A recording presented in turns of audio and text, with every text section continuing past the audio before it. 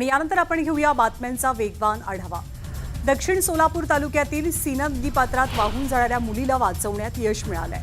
वडकबाळ येथील सीना नदीने धोक्याची पातळी ओलांडली आहे। ही तरुणी वाहून जात असल्याचं लक्षात येताच ग्राम सुरक्षा दलाच्या जवानांनी या तरुणीचे प्राण वाचवले। सोलापुरात झालेल्या अतिवृष्टीमुळे तब्बल 1,66,000 हेक्टरवरच्या खरीप पिकांचं नुकसान झालंय। पावसाने उघडीप दिल्यामुळे पंचनामे सुरू झालेले असून आठवड्याभरामध्ये नुकसानीचा अंतिम अहवाल येण्याची शक्यता व्यक्त होतीये। बीड जिल्ह्यातले शेतकरी पुन्हा एकदा आर्थिक संकटात सापडलेत। बीडमध्ये झालेल्या अतिवृष्टीमुळे फळबागांसह शेतजमीन खरडून गेली। त्यामुळे शेतकऱ्यांनी आक्रोश व्यक्त करत सरकारकडे नुकसान भरपाईची मागणी केली आहे। सोलापूर जिल्ह्यामध्ये अतिवृष्टीमुळे मोठ्या प्रमाणात नुकसान झालं। माढा तालुक्यातील सीना नदीकाठच्या गावात पूरस्थितीमुळे मोठं नुकसान झाल्यानं आमदार अभिजित पाटलांनी पाहणी करत सरसकट पंचनाम्याचे आदेश दिलेत। नांदेड जिल्ह्यामध्ये पूर आणि अतिवृष्टीमुळे मोठ्या प्रमाणात पिकांचं नुकसान होत आहे। जिल्ह्यातील तब्बल 7 लाख हेक्टरवरच्या पिकांचं नुकसान झालेलं असून शासनानं हेक्टरी केवळ 8,500ची मदत जाहीर केली आहे। मात्र पेरणीचा हेक्टरी खर्च किमान 20,000 रुपये येत असल्यानं मिळणारी मदत तुटपुंजी असल्यानं बळीराजा हवाल दिलाय। हिंगोलीच्या सेनगाव तालुक्यात मोठ्या प्रमाणात शेतकऱ्यांनी झेंडू पिकाचं उत्पादन घेतलंय। मात्र सोसाट्याच्या वाऱ्यासह झालेल्या मुसळधार पावसामुळे झेंडू पिकाचं मोठं नुकसान होत आहे। हातातोंडाशी आलेला घास हिरावून घेतल्यामुळे शेतकरी हवाल दिलाय। वाशिम जिल्ह्यातील 6ही तालुक्यात मुसळधार पावसानं सोयाबीन, तूर आणि कपाशी या पिकांचं नुकसान केलंय। राज्याचे कृषी मंत्री दत्तात्रय भरणेंनी जिल्ह्यातल्या नुकसानीची पाहणी केली। शेतकऱ्यांना भरीव आर्थिक मदत देऊन त्यांची दिवाळी गोड करावी अशी मागणी शेतकऱ्यांची आहे। नांदेड जिल्ह्यातील पीक नुकसानीची कृषी मंत्र्यांनी पाहणी केली तर शेतकऱ्यांना मदत दिली जाईल असं आश्वासनही त्यांनी दिलंय। अमेरिकन बँकांनी व्याजदरात कपात केल्यानंतर जागतिक बाजारपेठेत सोन्याकडे गुंतवणुकीचा कल वाढलाय। त्यामुळे सोन्याच्या दरात विक्रमी वाढ झाली आहे। सोन्याचा भाव प्रति तोळा 1,14,300 रुपयांवर गेलाय। सिंधुदुर्गात मुंबई गोवा महामार्गावर सोबतच ग्रामीण भागातल्या रस्त्यांची दयनीय अवस्था झाली आहे। या महामार्गामध्ये खड्ड्यांचं साम्राज्य निर्माण झाल्यानं वाहन चालक त्रस्त आहेत। याचा निषेध नोंदवण्यासाठी प्रशासनाला जाग येण्यासाठी बॅनरबाजी केली जाते। बंजारा समाजाला एसटी आरक्षणात समाविष्ट करण्याच्या मागणीसाठी बंजारा समाजाचे नेते गोरखनाथ राठोड यांनी गेल्या 6 दिवसांपासून उपोषण केलं। अखेर भाजपचे आमदार संजय केनेकर यांनी मध्यस्थी करत काही मागण्या मान्य करून हे उपोषण स्थगित केलं गेलंय। छत्रपती संभाजीनगरमध्ये 105 वर्षीय स्वातंत्र्य सैनिकाचं उपोषण अखेरीस सुटलेलं आहे। आमदार संजय केनेकर यांनी मुख्यमंत्री देवेंद्र फडणवीसांच्या भेटीचं आश्वासन दिल्यावर हे उपोषण स्थगित केलं गेलं। मुंबई अहमदाबाद बुलेट ट्रेन प्रकल्पाचा आजचा महत्त्वाचा टप्पा होता। या बुलेट ट्रेनसाठीच्या शिळपाटा ते घणसोली या मार्गावरील 4.88 किलोमीटर लांबीच्या बोगद्याचा शेवटचा भाग ब्रेक थ्रू करण्यात आला।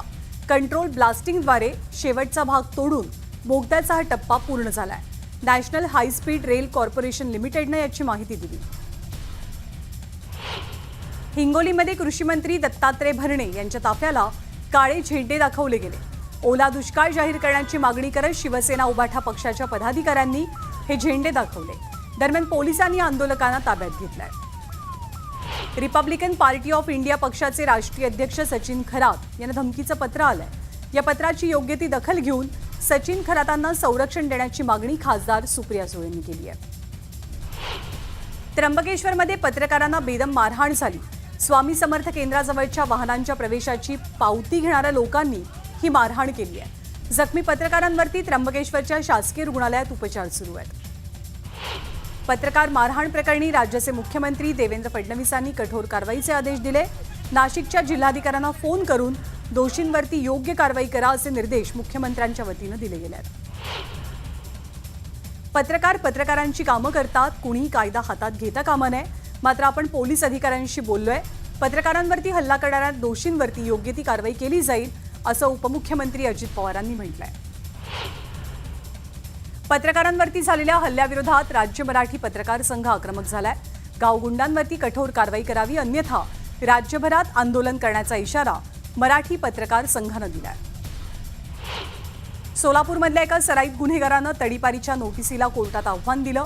कोर्टानं गुन्हेगाराला 1 लाखांचा दंड ठोठावलाय। इब्राहिम कुरेशी असे या सराईत चोरट्याचं गुन्हेगाराचं नाव आहे।